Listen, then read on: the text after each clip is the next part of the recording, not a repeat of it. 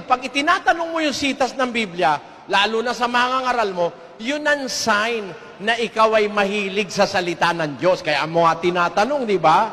Tapos sasabihin anak ka ng demonyo pag nagtanong ka ng talata. May, ano ito? Iba ito. Ha? Sipin mo yan. Magtatanong ng talata, anak ng demonyo. Talata ng Biblia, ang Diyos ang may sabi nun na ang kasulatan sasaliksikin. Ang Diyos ang may sabi, 34:16 ng Isaias. Inyong saliksikin sa aklat ng Panginoon at inyong basahin. Kahit isa sa mga ito ay hindi magkukulang. Walang mangangailangan ng kanyang kasama, sapagkat iniutos ng aking bibig at pinisan sila ng kanyang espiritu. Ang Diyos mismo po ang may sabi niyan Saliksikin nyo sa aklat ng Panginoon, basahin nyo. Walang kulang yan. Kaya kailangan lahat ng aral nasa Biblia mo kukunin. Meron lilitaw na Pilipino, magsasabi na, huwag ka na ikang magtatanong ng talata dahil anak ka ng demonyo pag nagtanong ka.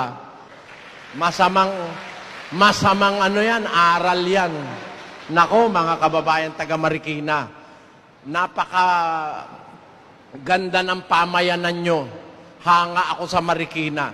Natira ako rito nung 3 taon po ako rito nung ako'y 15 anyos. Natira kami rito nung ginagawa yung American Standards, yung gumagawa ng mga kasilyas. Sa may Kalumpang yata kami nakatira nun. Bata-bata pa ako. Ang mga taga Marikina, mga industrious people, hindi sila tamad. Marami sila ritong pinagkakakitaan. Ngayon, naririto kami, magsuri kayo, malay nyo.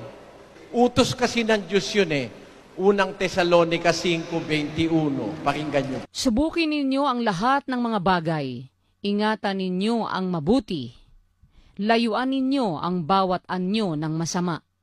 Sabi po ng mga alagad, subukin nyo lahat ng bagay. Prove all things. Hold to that which is fine.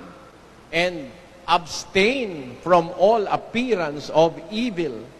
Ang sabi sa Kastila,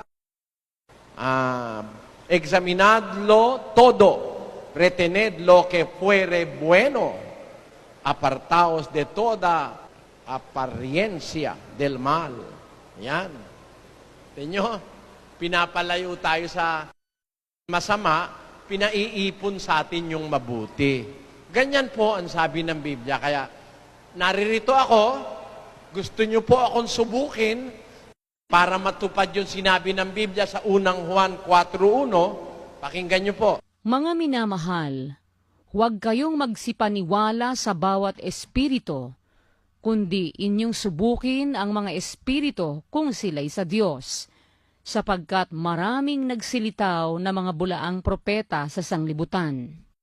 Pinasusubok po Maraming bulaang propeta, subukin mo kung siya'y sa Diyos. Kaya napapasubok ako sa inyo, mga kababayan, gusto nyo po, umpisahan na natin ang subukan. Tignan natin kung maaari tayong maliwanagan sa salita ng Diyos. Ako po, hindi ko sasabihin sa inyong huwag kayong magtatanong ng talata.